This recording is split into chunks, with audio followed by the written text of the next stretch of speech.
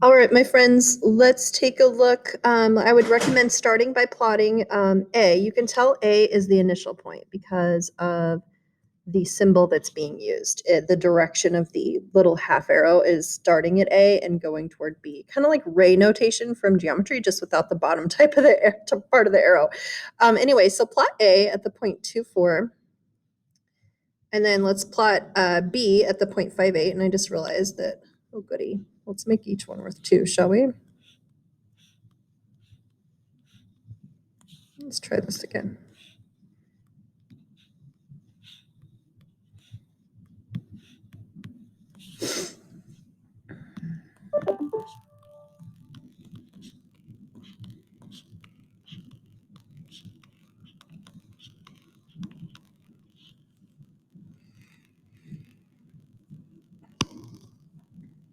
All right, my friends, let's get started here.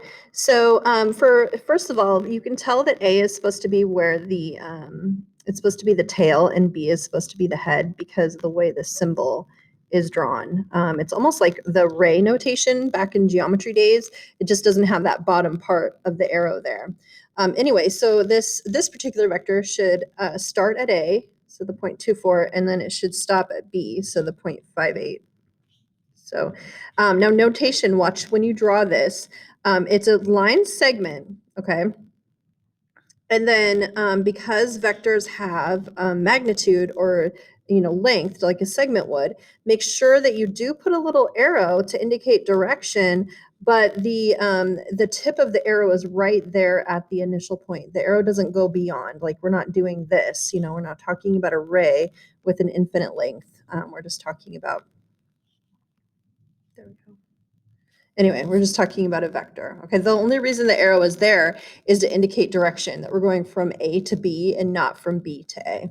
So there you go. So there's a picture of the graph. And now for the magnitude, since the magnitude of a vector is just its length, you could use the distance formula for it. Now watch your notation because I'm going to give you points for using correct notation when you get to your assessment. So practice good notation as you go. Prompt your work with what you're finding. We're going to find the magnitude of vector AB, and I'm just going to show how to use the distance formula for that. So we're going from 2,4 to 5,8, and so you could just subtract either the x or y coordinates. For this formula, it doesn't really matter. So like 8 minus 4 quantity squared, and then plus, say, 5 minus 2 quantity squared, somewhere in there. And then let's simplify it. Let's see, we've got 4 squared or 16, and then 3 squared or 9. What's 16 plus 9? Is that 25? And so it looks like we got a magnitude of 5. So notice my equal signs are all lined up. I'd like to see you practicing the same thing. If you don't have that habit yet, let's have you work toward it. And then bring down your prompt and your final answer, so that when you box your answer up, it tells you not just what you found, but the meaning of what you found in the same little statement. There you go. Okay, now let's talk about, there's going to be a part C to this problem, but before we do, let's give you a new definition. So two vectors are considered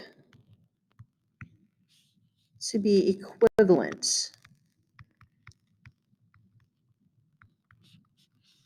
if they have two things in common.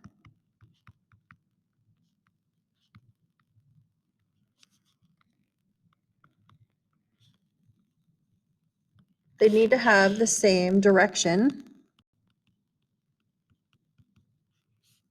and the same magnitude.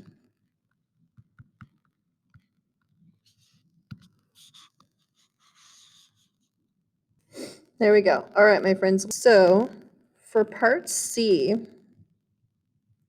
put it over here. What I'd like for you to do is draw a vector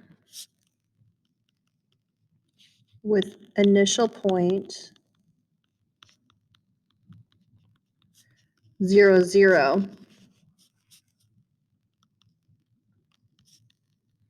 that is equivalent to vector AB. And go ahead and add your drawing right there on the same plane as you did for A. There we go. All right, see how it goes. Check in with me in the next video.